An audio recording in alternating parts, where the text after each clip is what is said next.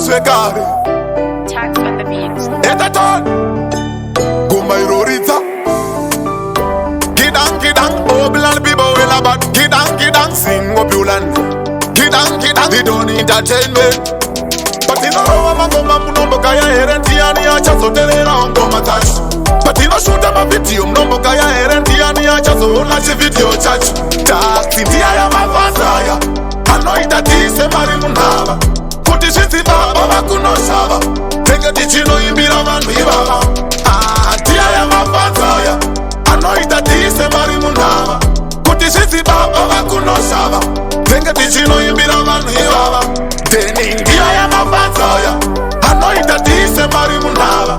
kuti zviti baba vakunosava tenge tichinoimbira vanhu ivava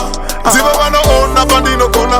ndivo vanondisimudza pandinodona ndivo vanoti tichebhula ngoma Mr. Kambi apa vakabata ngoma ndivo vanokanda mari mutons ndivo vakoma vangu zvese nehancots ndakazviona ndega handiti hons vamwe online vari muzansi dia ya mabhazaya anoita tise mari munhava kuti zviti baba vakunosava tenge tichinoimbira vanhu ivava dia ya mabhazaya anoita tise mari munhava kuti zviti baba vakunosava tenge tichinoimbira vanhu ivava deni ndia ya mabhazaya anoita tise mari munhava kuti zviti baba vakunosava tenge tichinoimbira vanhu ivava dzivo vanofona pandobata ngoda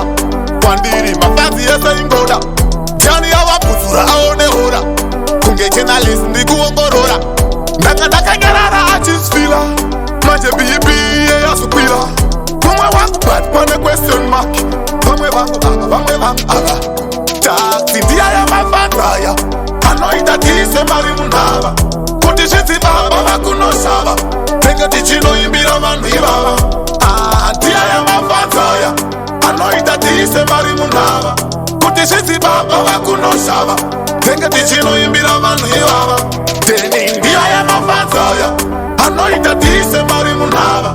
kuti zviti baba vakunosava tenge tichinoimbira vanhu ivava ndivo vanoona pandinogona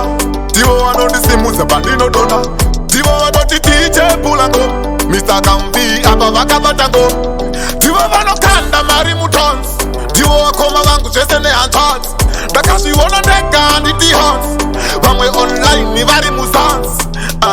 dia ya mabhazaya anoita tise mari munhava kuti zviti baba vakunosava tenge tichinoimbira vanhu ivava dia ya mabhazaya anoita tise mari munhava